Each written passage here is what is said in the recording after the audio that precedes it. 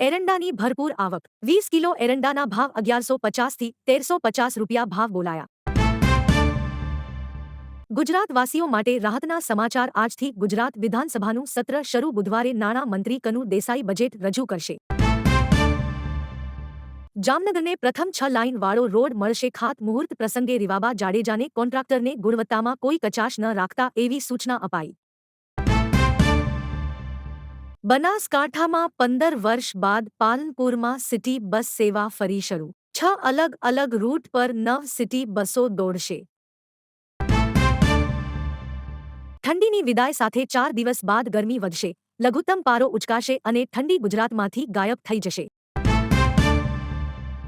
વડોદરા વઢવાણા તળાવમાં આ વર્ષે 47,700 પક્ષીઓ આવ્યા. 2025 કરતા આ વર્ષે અડધા દેખાણા. મિત્રો, વિડીયોને લાઇક કરીને સપોર્ટ આપજો. અમદાવાદ મ્યુનિસિપલ કમિશનરનો કડક આદેશ, એએમસી અધિકારીઓ રાત્રે પેટ્રોલિંગ કરશે.